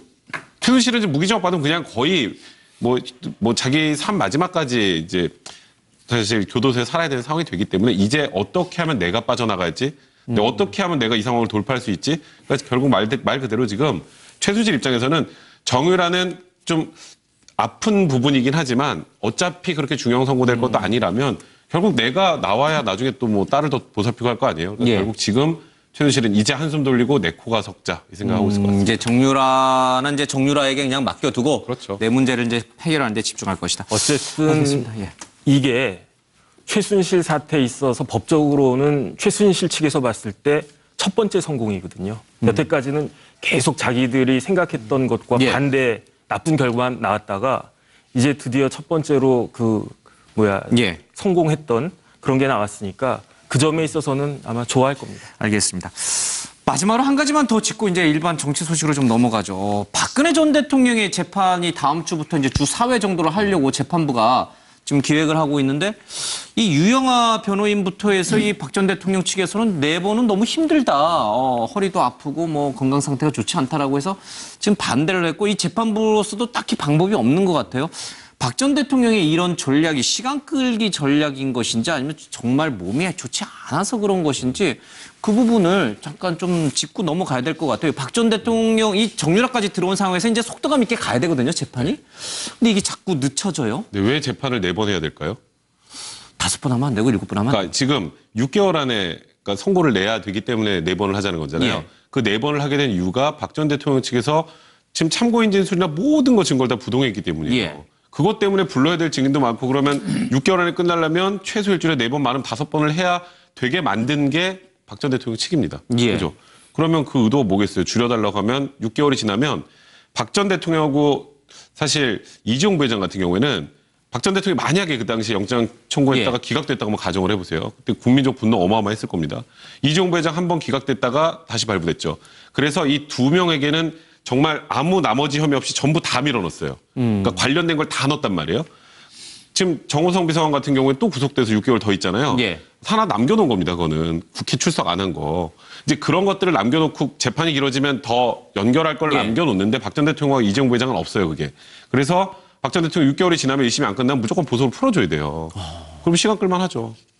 그럼 재판부가 좀 이렇게 빨리 할 수 있는 방법이 없어요? 법적으로 강제 구인도 뭐 불응을 하고 있고 본인 재판과 관련해서는 허리가 아프니 못 나간다 하고. 그 변호사가 재판을 지연하려고 하면 판사가 아무리 그걸 하려고 해도 특히 이런 건 같은 경우는 그 검찰에서 수사받았던 그 참고인들이나 피의자들이 자신들이 검찰에서 쓴 피의자 신문 조서를 동의를 갖다가 하면 인정을 하면은 그건 넘어가고 그걸 증거를 채택할 수 있는데 백 변호사님 말씀하셨던 것처럼 부동의를 다 했단 말이에요. 나 이거 동의 못한다. 그러면 이게 그 말이 맞는지 틀린지를 법정에 다 세워가지고 일일이 확인을 갖다가 해야 된다는 거거든요.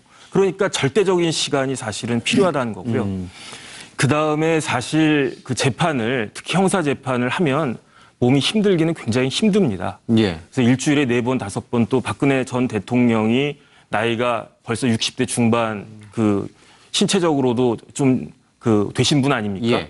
그렇기 때문에 현실적으로 봤을 때 일주일에 4번, 5번 그 형사 재판을 한다고 하는 것은 아마 쉽지는 않을 겁니다. 만성 신부증 정도 뭐 있다라고 하니까 건강적으로는 뭐 충분히 그런 행동이 이해가 됩니다만은 단지 건강상의 이유로만 저렇게 나오는 것이 아니라 앞서 말씀하신 대로 석방을 노린 또 고도의 전략이 아닌가 이런 의구심이 근데 드니까. 이게 그런 게 있어요. 그러니까 진술한 내용들 중에 박 전 대통령에게 아주 불리하고 치명적인 것들도 있지만 그냥 증거로서의 가치가 거의 없는 진술도 좀 있을 겁니다. 그런 것까지 다 부동의를 하니까 그럼 그 속까지 다 다시 들어야 되잖아요. 이제 그러니까 인정할 걸 좀 인정을 하면 증인 수도 많이 줄 수 있는데 그걸 이제 박 전 대통령 측에서 하지 않는 건 제가 아까 말씀드렸던 것처럼 6개월 후 그 이후에 보석을 풀어낼 수 있다는 것도 알겠습니다. 고려하는 그럼 다음 주도 주 4회 재판 받기는 좀 어려울 것 같고 재판부와 이 변호인 측 간에 이제 좀 신경전이 좀 벌일 것 같습니다.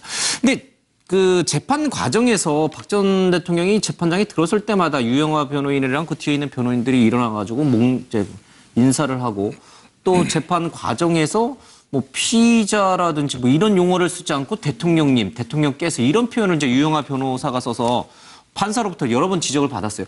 그러니까 이 부분은 어떻게 보세요? 이 아직까지 박 전 대통령 머릿속에는 나는 그래도 전직 대통령이다. 나는 예우를 받아야 된다. 그리고 그 주변 사람들은 또 그렇게 예우를 해주는 것이 마땅하다.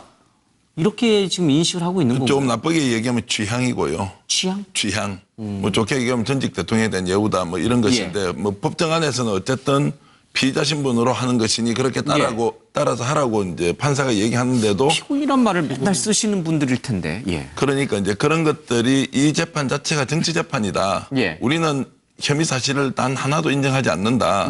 그렇기 때문에 여기 앉아 있는 사람은 피고인 박근혜가 아니라 전직 대통령 박근혜가 검찰 수사의 뭐 부당함 때문에 지금 정책 탄압을 받고 있다. 이런 걸 이제 강조하는 것으로 봐야 될 것이고요. 저는 이제 저런 전술이 실질적으로 재판의 결과에 과연 긍정적으로 작용을 할 것이냐 아니라고 저는 일단 봅니다. 상식적으로는. 법리적으로는 저게 어떻게 될지 모르겠지만 그러면 재판부도 6개월 내에 재판을 끝내야 하고 모든 국민이 예외 없이 저 재판을 쳐다보고 있는데 저런 특이한 사항을 몇 가지 만들어 놓은 것 때문에 재판부가 정말 저런 데 뭐 말려 들어간다 또는 대충 한다 이렇게 저는 할 리가 없다고 보고요. 그런 면에서 6개월 정해졌으면 건강 문제가 있지만 그것도 감안할 만큼 감안해서 정말 정해진 일정대로 가서 1심에서 대통령에 대한 어떤 죄가 성립이 되고 거기에 대한 형량이 무엇인지를 명확하게 밝히겠다는 재판부의 의지도 매우 중요하다 저는 그렇게 봅니다. 글쎄요, 이게 참. 그러니까 이제 이게 국민의 법감정 내지는 이제 헌법재판소의 탄핵 판결을 이 변호인들은 인정하지 않는 거죠? 네, 그런 심리가 작용했다고 봐야죠. 그러니까 뭐냐면 현재 18가지 혐의에 대해서 기소된 거에 대해서 대부분 다 부인하고 있고 그리고 탄핵도 이제 그하고 연관된 상황에서 나오는 거 아닙니까? 그렇기 때문에 뭐 국정농단에서 헌법수 의지가 없었다 뭐 이런 것들을 대해서 어떻든 그거로 인해서 대통령 파면, 탄핵을 통해서 전직 대통령이 됐기 때문에 어떻든 그러한 것들 죄를 인정하지 않겠다고 하는 뜻이 어느 정도 가미된 것 같고요. 그런데 어떻든 원래 대통령들이 전직 대통령 물러나면 옆에 있는 측근이라든가 옆에 돕는 사람들이 뭐 대통령 그 전자 안 붙이고 그냥 대통령이라든가 대통령님이라는 말을 쓰기는 써요.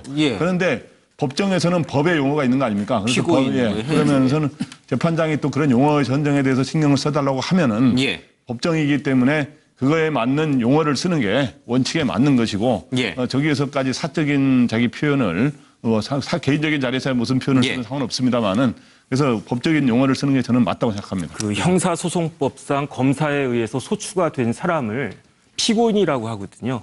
그러니까 민사소송은 원고 피고가 되는 거고 형사소송은 원고의 역할을 검사가 하고 피고의 역할을 피고인이라고 하고 그렇기 때문에 특히 판사들은 이 용어를 갖다가 굉장히 민감하게 봅니다. 그래서 일반 사람들이 그 형사소송에서 피고인이라고 안 하고 피고라고 하는 것도 굉장히 거슬려 하거든요.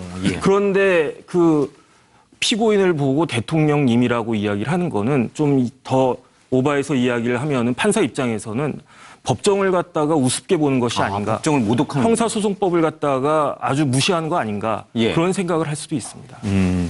알겠습니다. 뭐 입에 익어 가지고 그렇다라고 이제 유영하 변호인은 얘기는 합니다만은 사실상 있을 수 없는 그렇죠. 일인 거죠. 저런 재판 태도 때문에 헌법재판소에서 저는 탄핵을 자초했다고 봅니다.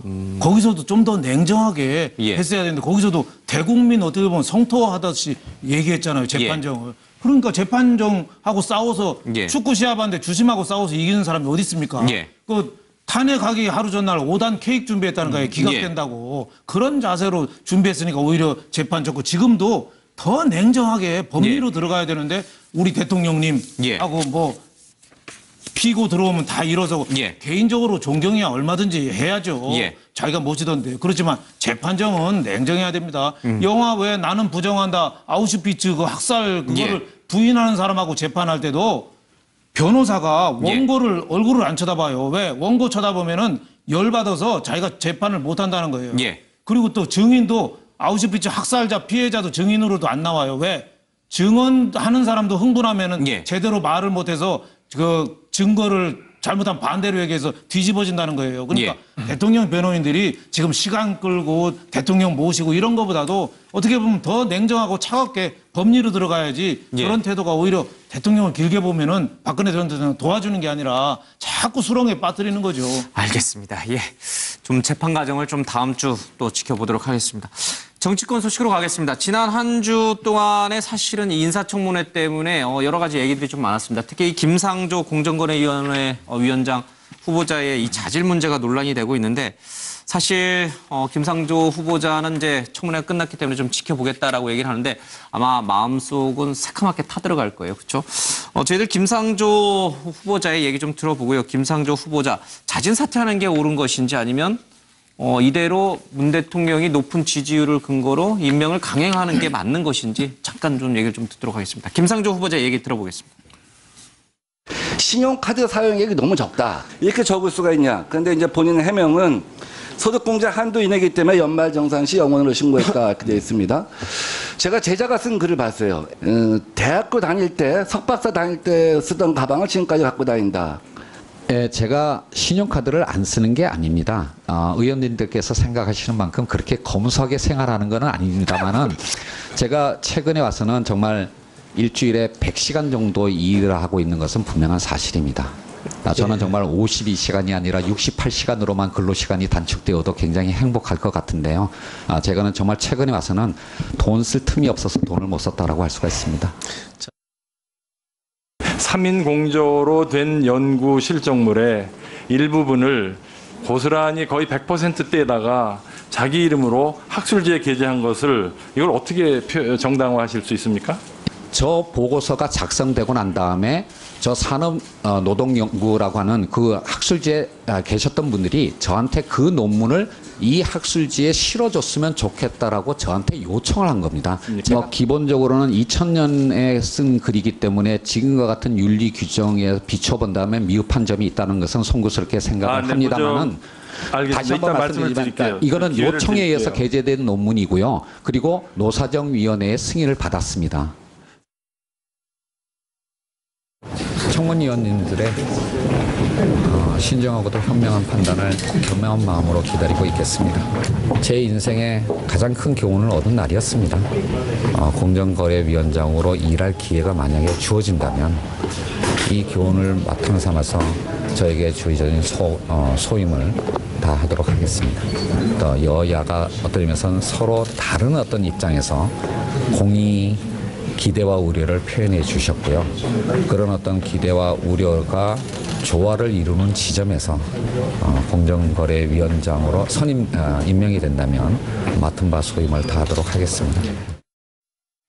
예, 김상조 후보자에 대한 여야의 평가가 극명하게 엇갈립니다. 충분히 의혹이 해명됐다. 그렇지만 야당들은 불충분하다. 자진 사퇴해서 문 대통령의 짐을 덜어주는 것이 좋다. 뭐 이런 이제 주장을 하고 있습니다.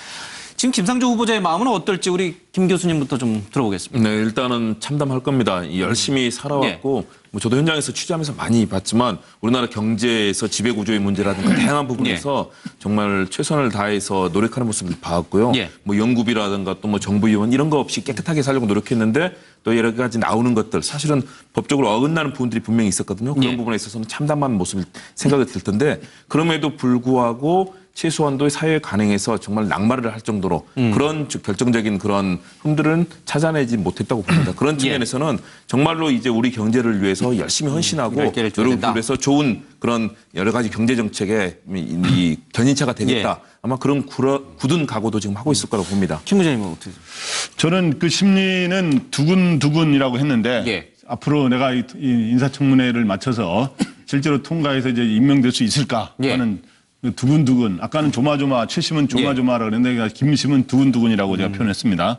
그러면서 자기 나름대로는 좀 살아왔다고 생각했는데 내가 더 엄격한 잣대로 살았어야 되는구나라고 하는 반성도 좀 하고 있을 겁니다. 근데 제가 보기엔 그렇습니다. 그러니까 이번에 청문회에서 결정적 한 방이 없었다 이런 얘기가 있는데 케어 펀치가 없었다는 말이죠. 근데 그 말이 있다 그래서 의혹이 줄어들거나 그런 건 아니에요. 그게 왜 결정적 한 방이 없다 그러냐 하면은 원래 우리 언론 전략상에 이런 게 있어요. 야당이 청문회 하기 전에 다 공개하는 게 아니라 청문회 때 불쑥 한두 개 남겨놨다가 딱 그날 꺼내서 그날 그 진술을 미리 공개한 건 다 정확하게 진술을 다 대비하거든요.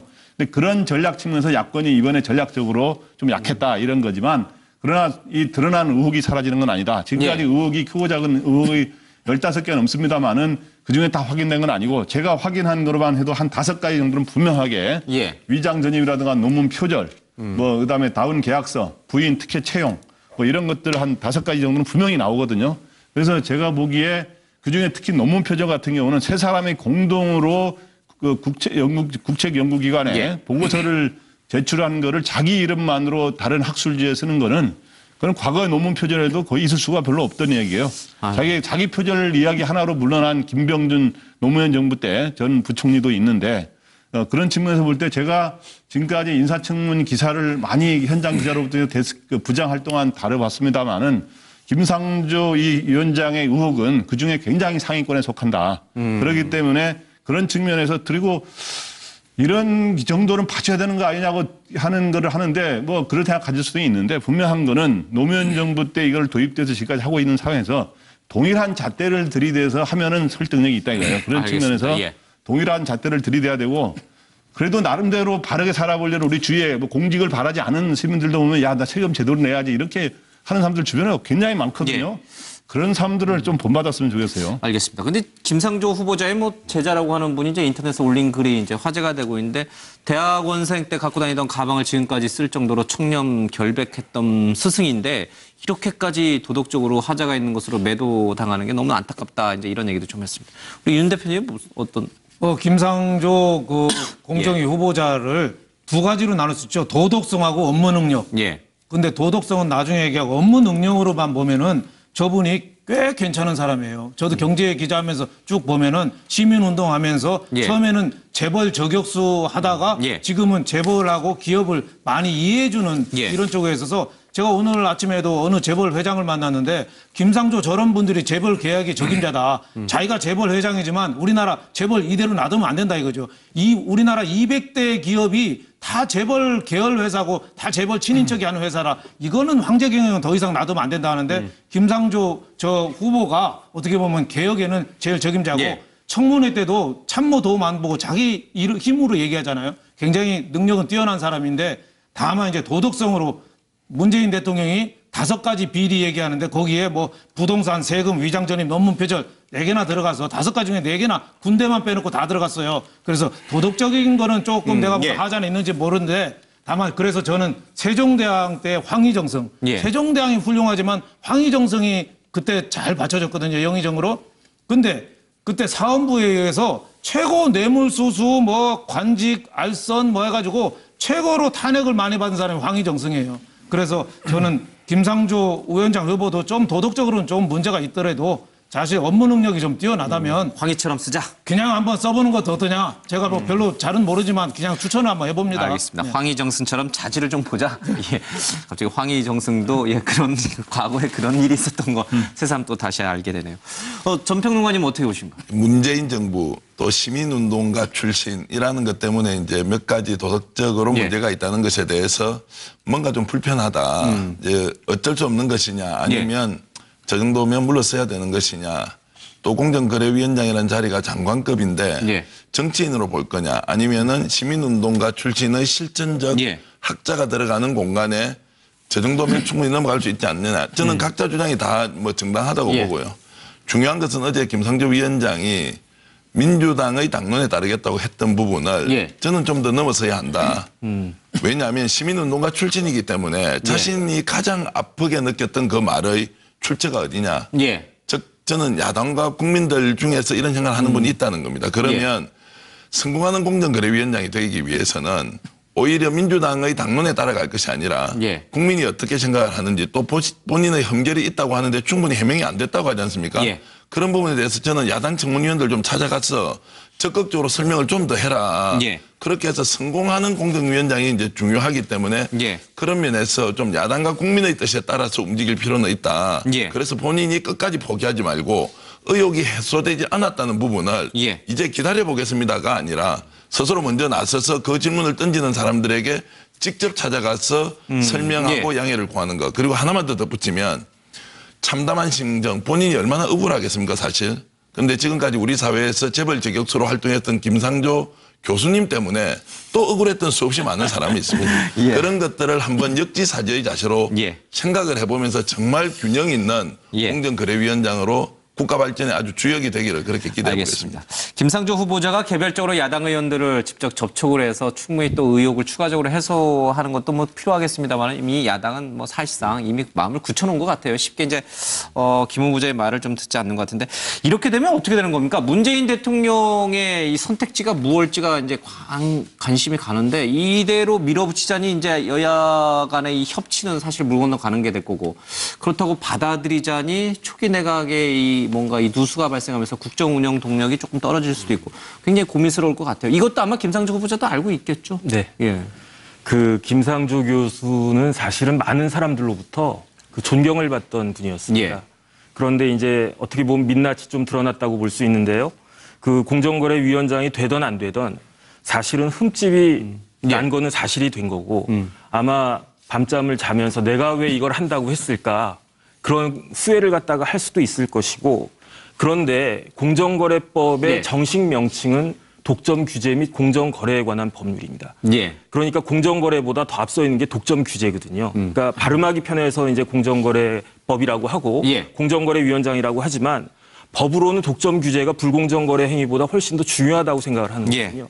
근데 아까 윤 대표님 말씀하셨듯이 독점, 다시 말해서 재벌과 관련된 우리나라 최고 전문가 중에 하나가 한 분이 김상조 교수이기 때문에 만약에 이 고비를 넘어가지고 자기가 이 대임을 맡게 되면 정말로 잘할 수 있을 것이다. 그러니까 한번 해보고 싶고 잘하고 싶다. 이런 마음도 사실은 가지고 있습니다. 뭐 황희정승과 같은 마음이겠네요. 예. 우리 백 변호사님은요? 저는 뭐 여론도 좀 우호적으로 돌아선 것 같고 이제 한숨을 좀 돌리시지 않았나 생각을 합니다. 의혹이 많이 해소됐다? 네, 저는 개인적으로 생각할 때 이 청문회 하기 전까지 김상조 후보자 지금 나와 있는 의혹들이 너무 세서 이건 진짜 쉽지 않겠다. 문재인 대통령도 뭐 사실 뭐 야당에서 반대해서 청문 보고서 채택 안 돼도 임명을 강행할 수는 있잖아요. 근데 강행하는 것도 좀 위험하겠다라고 생각했는데 제가 보기에 개인적으로 뭐 위장전입 문제나 안에 국립고등학교 그 들어가는 거에 대한 특혜 의혹이나 이런 부분들이 거의 대부분 국민들이 좀 납득할 수준 정도로 해명이 된 것 같아요. 그래서 물론 이제 다운계약서 부분이 이제 공정거래위원장과 다운계약서 굉장히 좀 안 맞잖아요. 이런 부분들을 국민들이 어떻게 바라보는가 정도인데 이제 그 당시에 관행이었다는 거 뭐 지금 물론 잘못한 건 잘못한 거지만 그 당시에 관행이었다는 점이나 생각보다 좀 이 인터넷상으로도 좀 우호적이기도 하고요.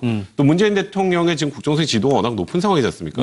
그런 상황에서 김상조 후보자의 어찌 보면 어제 큰 거 한 방, 이 잘못된 것 중에 정말 저거는 용납 안 되라는 것들이 좀 튀어나왔다면 모르겠지만 그게 아니라면 국민의당도 지금 벌써 좀 변해가는 분위기거든요. 박지원 전 원내대표는 찬성적으로 갔어요. 그리고 어제 보니까 국민의당은 그전까지 반대였다가 일단 좀 여론의 추이를 좀 지켜보겠다는 쪽으로 돌아섰다면 사실상 청문보고서 채택되는 게 아닌가 저는 개인적으로 생각을 하고 있습니다. 알겠습니다. 뭐 높은 대통령의 지지율도 야당은 좀 신경을 써야 될 것이고 그렇다고 마냥 이 여당한테 또 문재인 대통령한테 끌려다닐 수는 없으니 또 나를 세우고 싶은 마음이 좀 같이 있는 것 같습니다. 그 뭐 강경화 후보자도 있고 또 지금 이제 장관 지명되신 분들 청문회까지 있어서 사실 한 고비 넘은 또 고비들이 계속 나오는 것 같습니다. 자, 야당이 이제 허니문은 끝났다라고 분명히 이제 선언을 했어요. 인사청문 과정에서 이제 천명을 했는데 그렇지만 사실 야당도 내부 사정이 이렇게 호락호락하지 않습니다. 이제 발등에 불이 떨어졌습니다. 홍준표 전 후보가 이제 내일 귀국을 합니다. 이제 당권을 맡을 것인지 아닌지 이제 논란이 좀 크는데 자유한국당 지금 분위기는 어때요? 홍 후보에 대한 의존도가 좀 있나요? 아니면은 홍 후보는 안 된다. 이제 좀 물러서라. 이런 여론이 좀 더 강한가요? 전반적인 여론은 홍 후보는 아니라고 보는데 아닌 분들 아니라고 하는 분 중에서 나올 분이 없는 거죠. 그러면은 홍 후보가 뛸 경우에 막을 길은 없다. 그러면 어떻게 하느냐 먼저 이런 것 같습니다. 그리고 홍 후보 쪽에서 보면 혹시 지금 당을 맡아서 뭔가 특별한 대안이 없는데 당장 지방선거에서 패배하고 나면 본인이 꿈꾸는 대권의 길은 완전히 끝이 나는데 뭐 조기에 등판할 이유가 있느냐 이런 생각도 하고 있는 것 같고요. 그런 면에서 지금 홍 후보나 또는 당에 있는 다수 의원들이 접점을 못 찾고 있다 이렇게 저는 보고요. 내일 모레 이제 다시 귀국을 하게 되면 뭔가 의견을 내겠지만 아마 당 내에서는 자 앞으로 자유한국당의 진로가 어떻게 가는 것이 옳을 것인지 본인 당 원로들 함께 모여서 뭔가 의견을 낼 것이다. 그래서 저는 독자적으로 출마 선언을 하면서 바로 당권 도전에 나서지는 않을 걸로 봅니다. 그러면요. 홍준표 전 후보의 얘기를 좀 잠깐 들어보도록 하겠습니다. 오래 있지는 않을 거고 잠시 생각을 좀 정리하고 돌아오겠습니다. 처음에 이게 판을 짜는 거 보니까 우리가 할 역할이 많은 것 같습니다. 다시 보수 파세력을 재결집해서 이 나라가 친북 좌파의 나라가 되도록은 만들지 않겠습니다. 생각을 정리하겠다. 그리고 문재인 대통령이 판을 짜는 거 보니까 우리가 할 일이 좀 많을 것 같다. 지금 사실 사드 문제 때문에 청와대에서 그 상원의원 얘기를 왜 누락했느냐부터 해서 여러 가지 지금 보수 우파 쪽에서 공격해야 될 거리들이 좀 많이 생기고 있어요. 이제 결심이 쓴 건가요? 홍준표 후보가? 사실 홍준표 후보는 저는 당권 도전에 완전히 결심을 세운 것 같아요. 저는 미국에 가셔서 뭐 생각 정리하신다고 하셨는데 저는 한국에 계신 줄 알았어요. 계속 아침에 기사가 나올 만한 페이스북 내용을 던지시면서 지금 뭐 친북 좌파 세력에 대항해서 나를 세우겠다는 얘기를 하시는데 저는 이런 용어 좀 안 쓰셨으면 좋겠어요. 그러니까 저도 지금 사실 보수가 현실적으로 좀 괴멸되어 있는 분위기잖아요. 지금 여론조사에 보면 뭐 자유한국당이 8%, 7% 이런 정도가 나오는데 이렇게 참담하게 떨어진 적은 제가 알기로 없었던 것 같거든요. 근데 그렇다면 어떻게 보수가 혁신해서 지금 어쨌건 문재인 대통령의 국정수행 지도 높은 건 국민들이 생각한 것보다 잘하네잖아요. 이제 그러면 우리가 어떻게 전열을 정비해서 뭐 소위 말하는 진보와 대결할 수 있는 그런 구도를 만들어야 되는데 지금은 국민들 입장에서 보면 자유한국당에 나오는 그 뭐 소위 지금 친박도 의원들도 그렇고 홍준표 의원도 그렇고 뭐 후보도 그렇고 너무 좀 말도 막말하는 것들이 좀 많았던 것 같고 거기다가 탄핵 이후에 책임진 사람 하나도 없잖아요.